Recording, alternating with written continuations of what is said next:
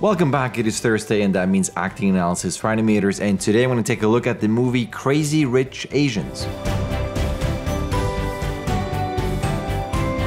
Alright, I'm going to take a look at two sequences, but each of them have a lot of little things in there that I thought was pretty cool and hopefully helpful for you as an animator, so let's go straight into the sequence. So in this sequence we have kind of a confrontation between the main character and the mother of the love interest of the main character. And the things I want to point out is that you have to look at the composure, the look, and stuff that I love, of course, the blinks, compared to her. So she's much more confident. She has that little bit of a puppy tilt there. She's much more in control and she knows that she has the upper hand. And you can see how she's much more, I would say, insecure and nervous. So there's kind of a build-up where she tells her something that she doesn't want to hear, spoilers, but you can see in the breathing, you can see it here in the shoulder movement, you can see it in her eyes, the nervousness, the blinking. She's processing a lot of information, and as the shot continues, there is this threat. And this is what I love mainly about the sequence, is that the usage of space is how she moves towards her. She has to move back, and the thing that I like is that visually she doesn't just have an upper hand in terms of status, where she's more powerful, more influential, but now also visually she forces her to go down and she's visually higher in screen space, but it just re-emphasizes and reinforces the nature of their relationship. And as she tells her, "You will never be enough," bam!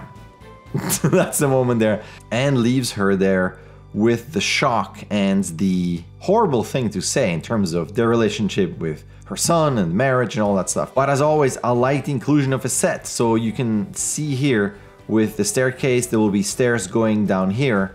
And I just love that moment, so that if you have a set, think of this. Well, if there's a confrontation and there's a challenge, there's a status challenge, there's a power struggle, you can reinforce this then by having someone visually be lower in screen space and just use your set to that advantage.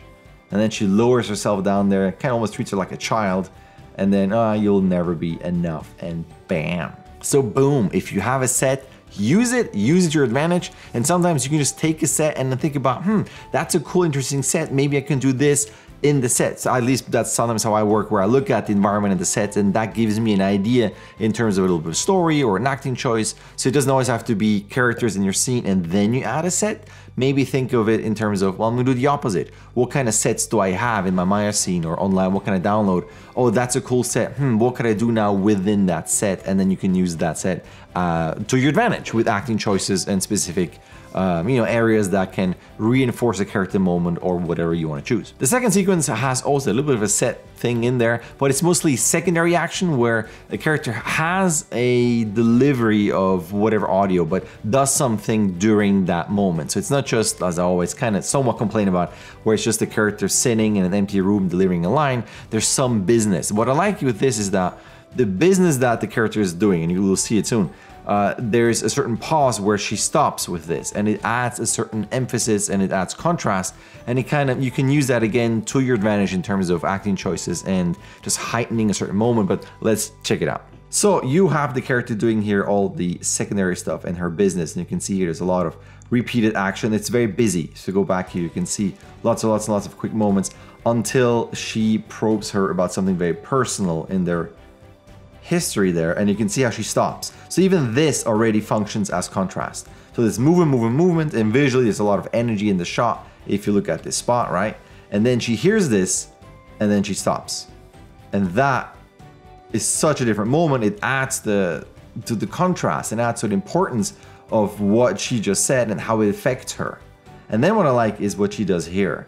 Just a little moment of, okay, all right. Okay, well, I gotta talk about this. And then she turns around, and then, then the scene continues. But there's something interesting too, where when I talked before in last week's Take Shelter acting analysis, where the Michael Shannon, the man, one of the characters, opens the door and then goes to see the daughter, and the wife has a specific, she holds in the sorrow and the disappointment of the relationship, and maybe she doesn't want to hear, someone commented, it's a good comment, that she doesn't want to hear she doesn't want the husband to hear how she breaks down and how she sees the relationship, which is awesome.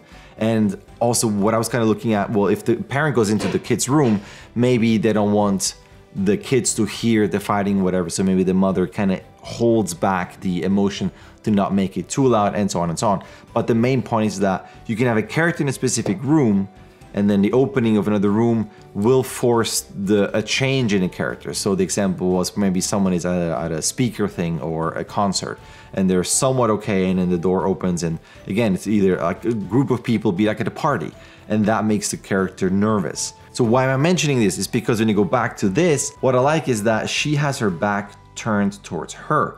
So all the business and acting, you can have a moment where, because of whatever she said might shock her, surprise her, make her sad or laugh or whatever the emotion is, but you can have a moment here and use this to either do this, or there could be a smile, there could be whatever you want to do, but it's something that this character is not going to see.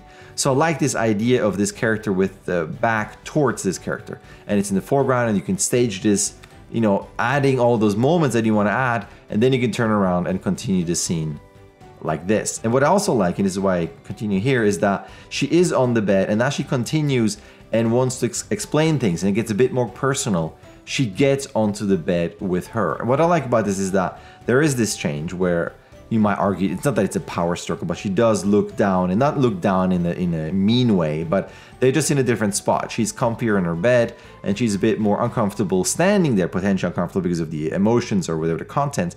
But then she gets onto the bed to be almost equal and to be more familiar, to be a bit more personal, in this case with this character, which is her daughter. The other thing that I like here, after she has this moment here, look at how she pretty much keeps her arms down.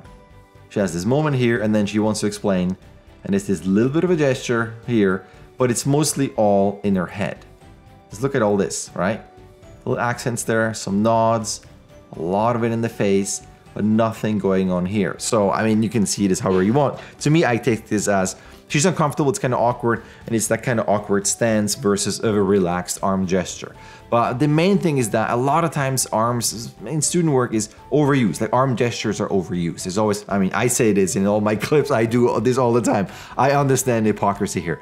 But sometimes I suggest that the students should just take their arms and put them here or the back, whatever, and then act out their scene without using arms. So it's purely just in your head turns and accents and potential just kind of upper body gestures. And then every now and then you can add a specific point or gesture or something or whatever you have as an accent, just so it's a bit more important. And because you don't use it all the time, it makes it also contrast-wise, you know, more important and better versus constantly moving like I do all the times. But there we go.